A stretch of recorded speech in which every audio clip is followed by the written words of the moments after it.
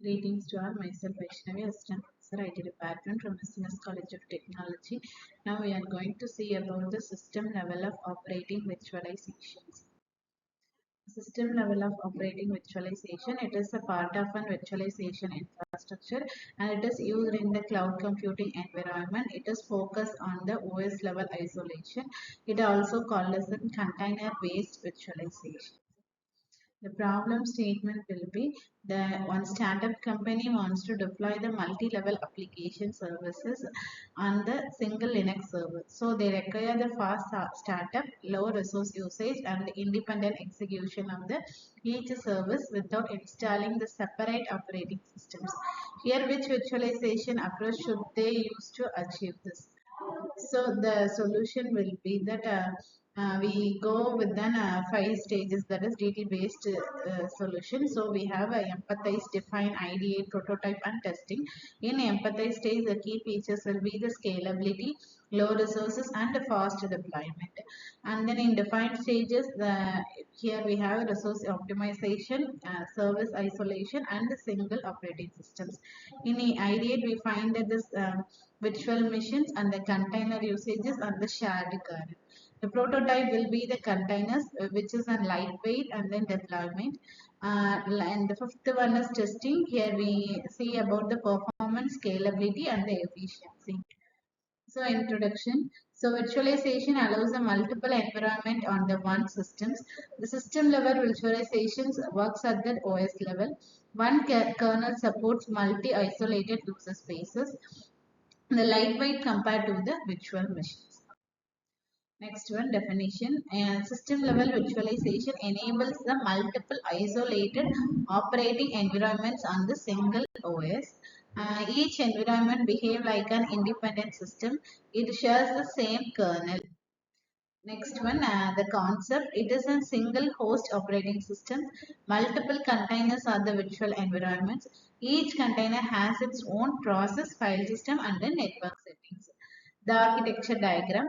The architecture, initially we have a containers, followed by we have a container engine, and then we have host OS, and then hardware resources.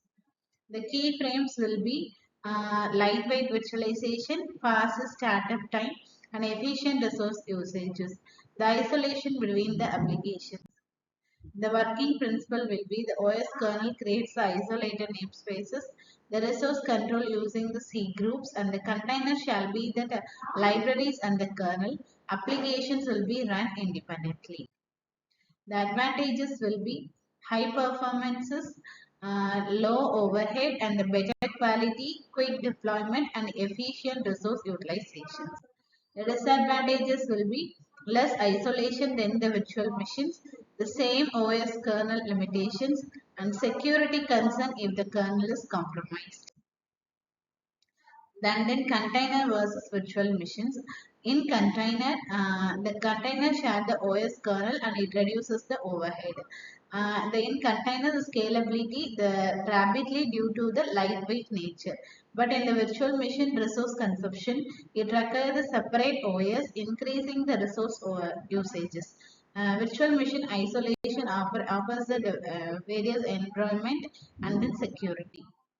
The use cases will be that here we have a 5 use cases: independence, scalability, flexibility, collaboration, and then reliability. Here the microservices architecture, cloud applications, DevOps environments, and the continuous integration and testing. The challenges will be the security management, monitoring containers, networking complexity, and then storage management.